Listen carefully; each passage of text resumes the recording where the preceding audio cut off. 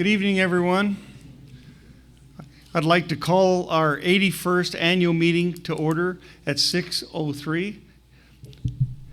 Could I have a determination of quorum, Alexis Arroyo?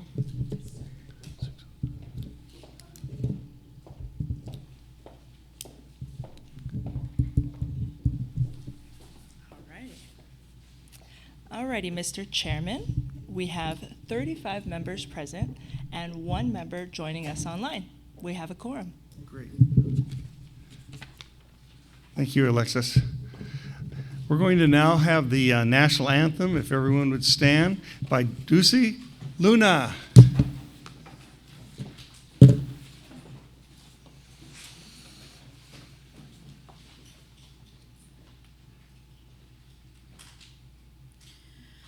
Oh, say, can you see by the dawn's early light what so proudly we hailed at the twilight's last gleaming, whose bright stripes and bright stars through the perilous fight o'er the ramparts we watched were so gallantly streaming, and the rocket's red glare, the bombs bursting in air, gave proof through the night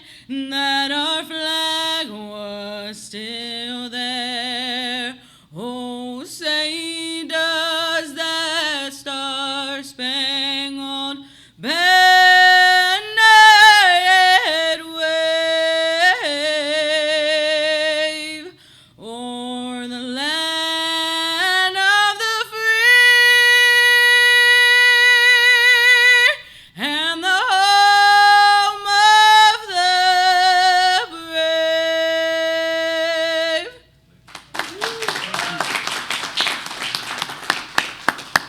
Lucy, thank you. That was beautiful. Now we're going to have our invocation by Director Katie Luna. Oh, I'm sorry. Did I jump? I'm sorry. Flag salute first by Dr. Victor Jaime. Okay. Thank you, Chris. I know.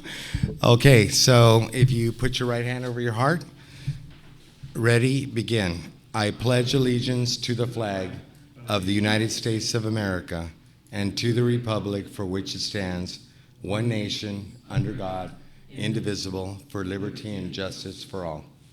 Okay. Thank you, Victor.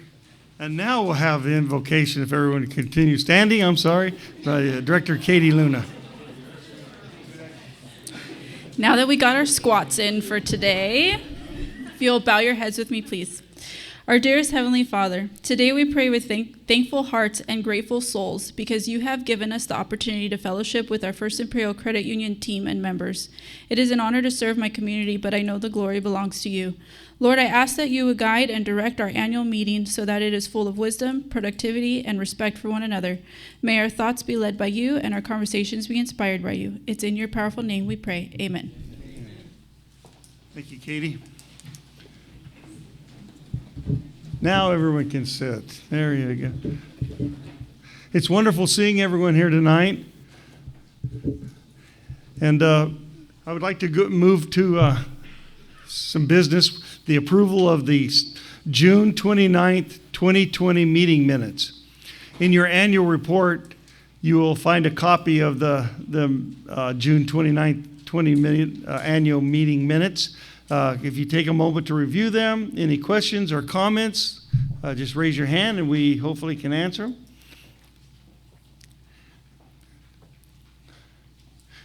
If everyone's satisfied, at this time, I will accept a motion to approve the minutes. I will so move. And a second. We have a motion and a second to approve the minutes from June of last year. All those in favor say aye. Aye. Any opposition? Hearing none, passes unanimously. Okay. Going to go to the chairman report at this time. And good evening, everyone. It's great to see everyone here, even though we're having a beautiful spring, but the summer's right around the corner and it's going to get hot. But my name's Chris Petrie, and I have served as chairman of First Imperial Credit Union Board for the last 2 years. I am proud to say that I have been serving on the board for the last 14 years and have personally witnessed the outstanding growth and success of our credit union has achieved.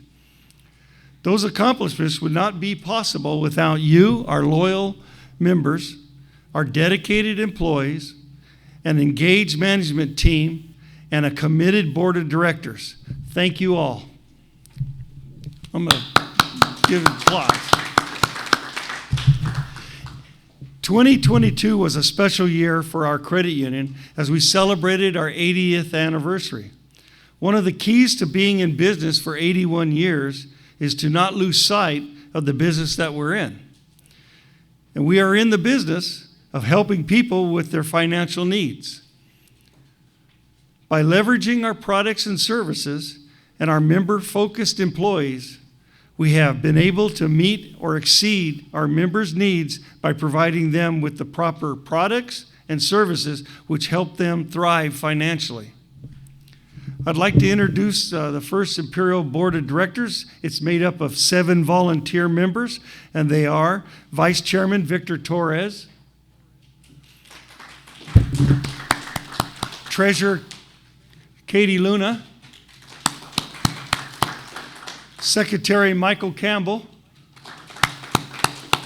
Director Alexis Orojo, Director Dr. Victor Jaime, and Director Dr. Kathleen Lang.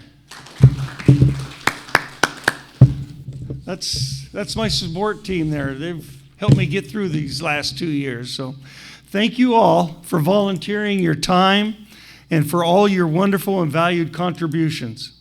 This board instills a vision and creates initiatives that allow our management team and employees to focus on our strategic plan and tactical objectives. This annual meeting and report is a review of our 2022 accomplishments, and it was an outstanding year for First Imperial Credit Union at many levels. We had growth in memberships, loans, and assets, which is a good indicator of financial stability and support of the credit union by our community. Financially, we exceeded our budgeted net income projection by 65% and had a banner year in loan growth at 24%. But I will let the treasurer share more of the financial accomplishments in her report. A few of our notable administrative accomplishments include the implementation of an enhanced loan payment platform, the implementation of a Bank Secrecy Act compliance and management software. We enhanced our loan application platform with an automated decisioning for faster approvals. We made several improvements to our back office technology, and we had an internal reorganization to better serve our members and our employees. We were extremely proud to have won for the second year in a row the Imperial Valley Press Reader's Choice Award for Best Bank or Credit Union. And I think we need a round of applause for that. In addition, our member satisfaction survey yielded a Net Promoter Score of 71, which is much higher than our financial industry average score of 46. On behalf of the Board of Directors, I would like to thank all of the First Imperial employees and management staff for their dedication and work accomplishments during 2022, which has allowed First Imperial Credit Union to become the best financial institution in the Imperial Valley. And to you, our loyal members, thank you for attending the 81st Annual Membership Meeting. We appreciate your loyalty and continued support for your credit union. Thank you. And now I'd like to call up our treasurer, Director Katie Luna.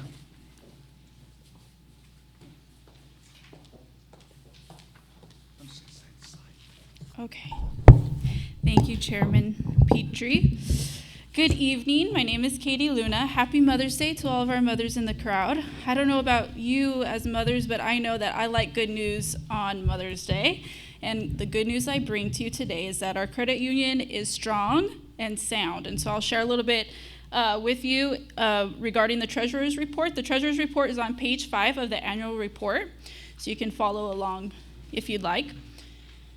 And it has detailed consolidated income statement and a consolidated balance sheet for the year. We like to compare 2021 with 2022 financials, so you are able to easily identify areas where your credit union had growth and was most successful financially.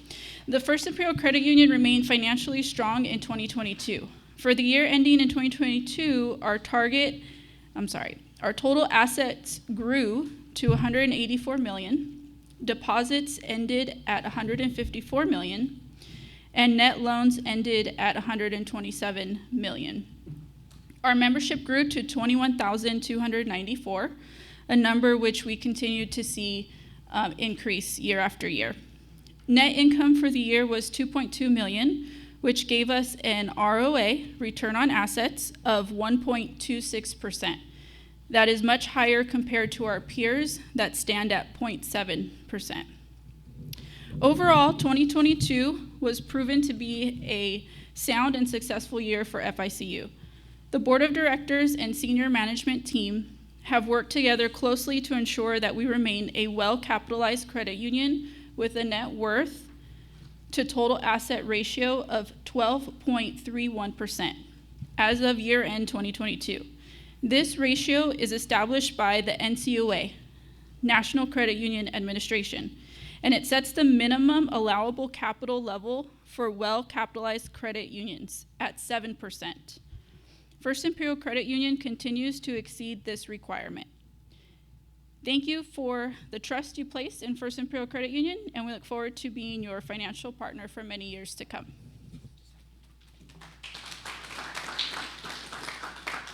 Thank you, Katie. Now I'd like to call up our Supervisor Committee report, Chairman Carlos Fletes. Thank you, Chairman Petrie. Good evening, everyone. My name is Carlos Fletes. I'm the I'm the chairman of the Supervisory Committee. The other two members of the committee are Don Chun and Steve Escalera. The Supervisory Committee's role is to maintain oversight and safety and soundness of the credit union. Operating independently of all entities within the credit union, we review practices and procedures that staff follows to make sure that management is following the policies that the board sets. The Department of Financial Protection and Innovation and the National Credit Union Administration review the credit union on an ongoing basis. The Supervisory Committee reviews the results of that report and follows up with senior management on any action item and to make sure that the report ensures compliance with applicable laws and government regulations. In addition, the committee reviews quarterly financial reports and conducts ongoing operational audits. Some of the other audits that third-party independent parties include our Bank Secrecy Act and anti-money laundering compliance, as well as information technology audits that make sure that all of our internal accounting systems have the proper data protection and security. Lastly, we engage an independent certified public accounting firm to perform an opinion audit that evaluates accounting controls, financial statements, and member account verifications. For the fiscal year ending December 31st, 2022, Nierman Minor Valles conducted the 2022 audit of First Imperial Credit Union.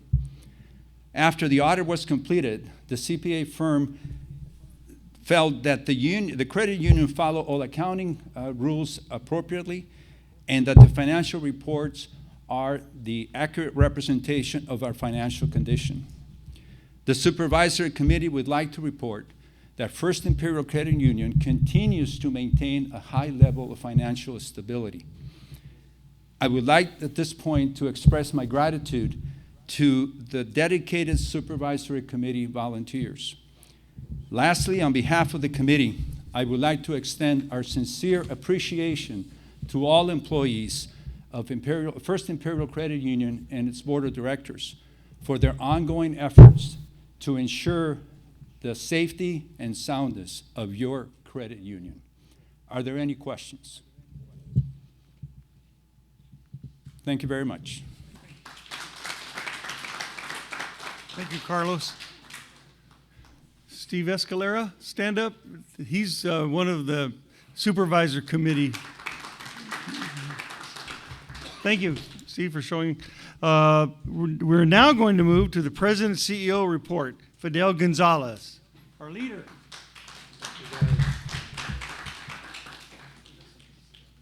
Good evening, guys. Welcome.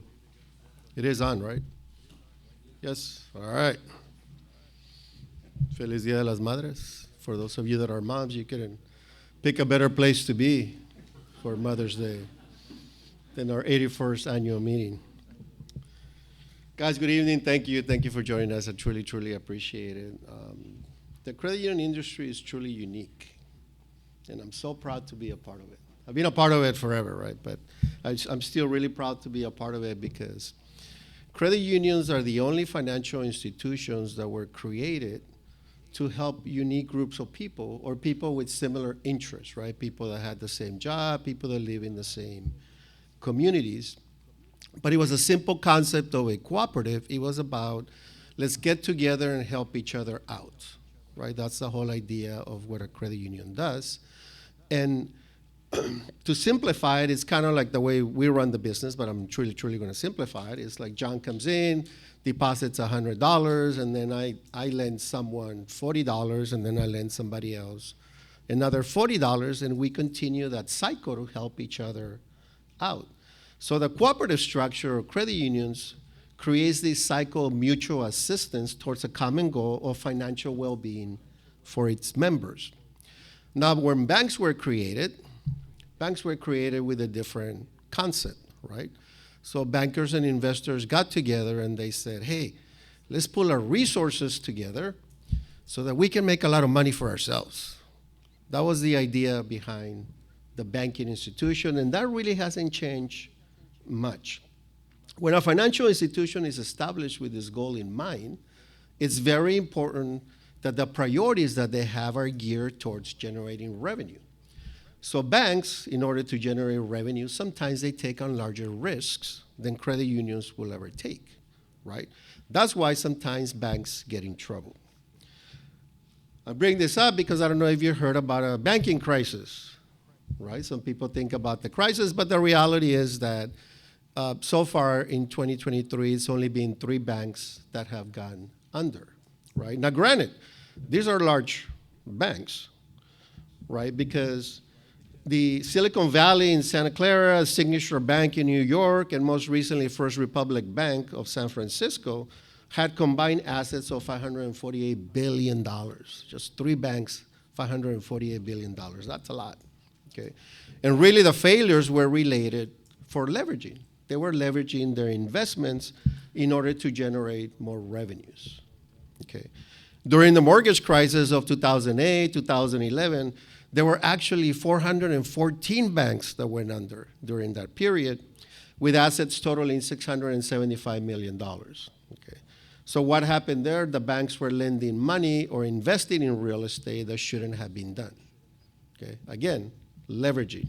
Credit unions, almost nothing, right? Because we don't leverage. We have to run the institution in a very conservative manner. Now, don't get me wrong, there has been some credit unions that have had failures as well, right? But typically, they're smaller credit unions that fail because they don't have the resources to keep the operation going, but typically a larger credit union will be merged with them, okay? Recently, I've been asked a lot, is First Imperial Credit Union, how are we dealing with the financial crisis? And I say, well, we're not a bank, right? So we don't have any issues. We're okay. Okay. And then I go on to explain the difference between the credit union and the bank. But don't worry, I'm not going to explain the difference to you because you guys are members. So you understand the difference. Everybody's looking at me with this weird look like, oh, please don't explain it. Guys, you guys heard the report from the chairman, the treasurer, the supervisory committee. The credit union is doing fine. Your deposits are fine. Okay, we're safe and sound. We're doing what we were established to do, to help each other out in a conservative and financially responsible manner. That's what we do. However, I am going to highlight some 2022 things that I think are super important, and then I'm going to talk about a little bit about some of the 2023 things that we want to do. Okay, so for 2022, I'm not going to go over all the numbers. Katie already covered a lot of them, so did Chris. But there are some things that I'd like to talk about because we are in the business of lending, right? So when we talk about the 24% growth in loans, it actually equated to $66 million in gross loans. Now, we don't do much real estate. As a matter of fact, we did very little real estate last year. So $66 million in consumer loans, most of them autos. We funded 1,536 autos for $57 million. And then we do a lot of unsecured loans. We do a ton of little loans and sometimes big loans. But it ended up being about 3,915 loans for $7 million. Okay, so that's a lot of lending that's going on. Membership, too, it's also really good. Last year, our gross numbers was almost 3,000 new members that came in, but we netted about 1,500, right? Because we always lose members as well. We close accounts. Sometimes the members move, so we lose some accounts. But even a membership growth of almost 5% is really good for the credit union, and it actually exceeds the industry because the industry is typically getting between 2 and 3% growth. Our loan-to-deposit ratio is 82%. That simply means that we are doing what we're supposed to be doing. You give me the money, and we're going to lend it out, right? We're trying to help those that actually need it. Our delinquency was also very good. It was at 0.96%. Anytime you have delinquency below 1%, it's really good for the organization. And our net charge-offs was even better. This is the actual losses when we write off the loans. It was 0.38% for the credit union. It was an outstanding year. Our collections department does an excellent job of working with our members to make sure they keep current. And of course, this also wouldn't be possible without loyal members, right? Because the loyal members are paying their loans. Okay. Some of the other statistics, they're on page 5 of the report. We opened 1,656 new checking accounts. We processed 356,000 transactions. That's a whole lot of transactions, right? So between the branches and the contact center, that's the number of transactions we did for the year. And now we have 16,000 members utilizing our online banking.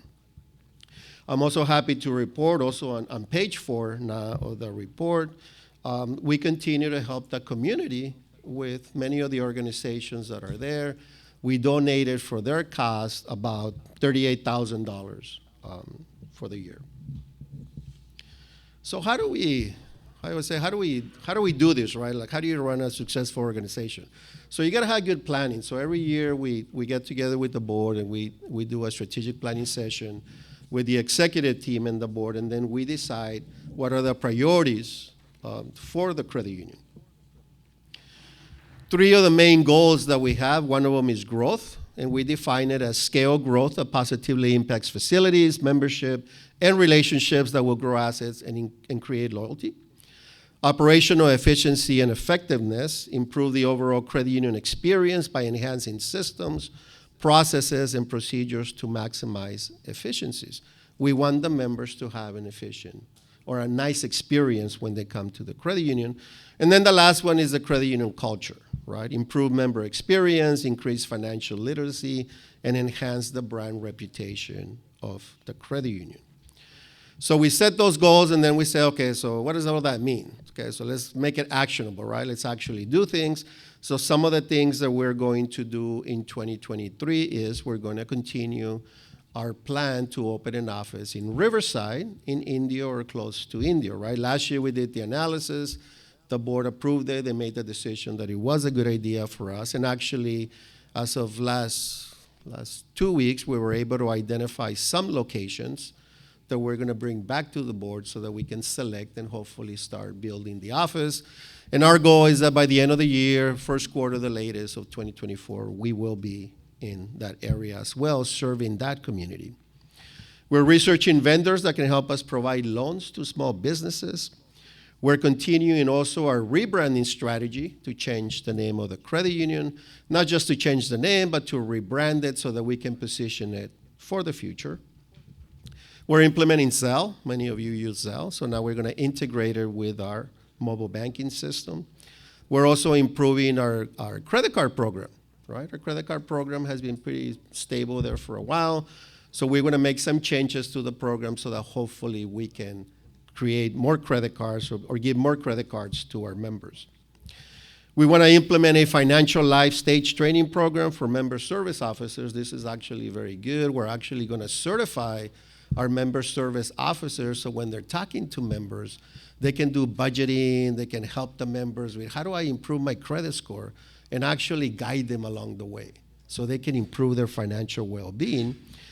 And then another one that's super important is we want to increase financial services for the farm working community, right? We live in Imperial County, it's agriculture. This is a community that in many times it's unbanked. They don't have a financial institution. So we want to create programs that can help that particular demographic. Okay. Guys, your credit union is doing fine.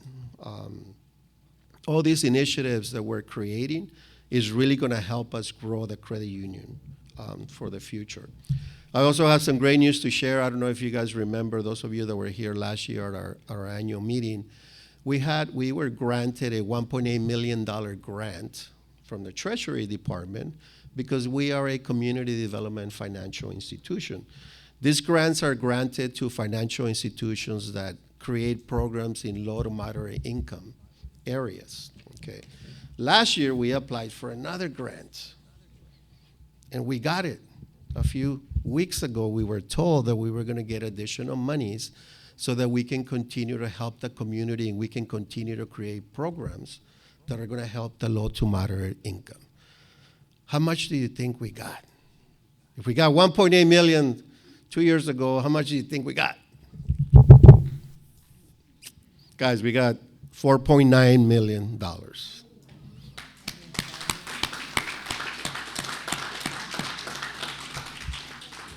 You know, it's super exciting to me because there is a lot of need here, and yes, I want to create programs that are really going to help low to moderate income people. And the Treasury recognizes those communities that need the help, right? If it was up to me, I would use the money to get rid of all the payday lenders and the title loan companies and all the predatory lending that's here in our community. But hopefully the goal is to get people to stop using those establishments and start using the credit union. Okay. Does anyone have any questions on anything that I presented today?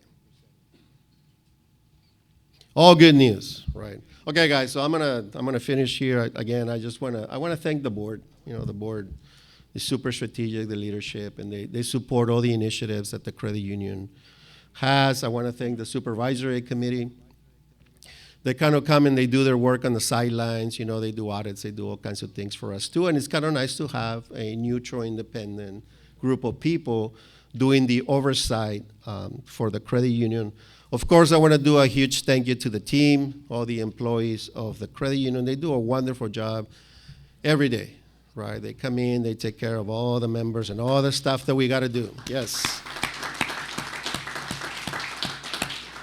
Their hard work, their dedication, their commitment, it's just, you know, it's up here. I am so proud of them. And then, of course, I need to thank the members, right? Because without members, we wouldn't be in business. And also our members are super loyal to us. They keep coming back to us, and we've seen it. We've seen the growth. Hopefully, they'll go out and tell others, you know, how wonderful the credit union is doing so that we can continue to grow as well. But more importantly, so that we are able to continue to help people. Okay, that is what we want to do. I want to thank you again for attending the meeting. We're almost wrapping it up. I think there's another couple of things we're going to do. We have some food, some raffle prizes. But I don't want to walk away without thanking first Jessica Ortega and her team. Jessica Ortega, stand up. She is our executive administrative assistant, and Jessica did everything. She did the beautiful report that you guys have. She put the whole meeting together, all the logistics and everything. Thank you, Jessica. That's all I have. Thank you.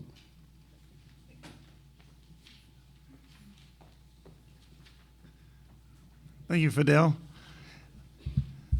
We'll move on in our agenda and to unfinished business. And I checked, and we have no unfinished business. So we'll move to new business. And I've also checked, and we have no new business.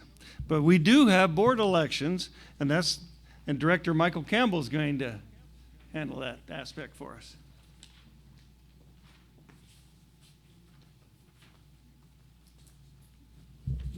For the 2023 board election, there were 2 open positions. The nomination committee submitted the following nominees: Katie Luna, incumbent, and Victor Torres, incumbent. The 2 incumbent positions will serve with 3-year terms, and since there were no other members petitioned to consider for the board, there was no election by ballot, and all the nominees were elected by acclamation. Congratulations. Congratulations.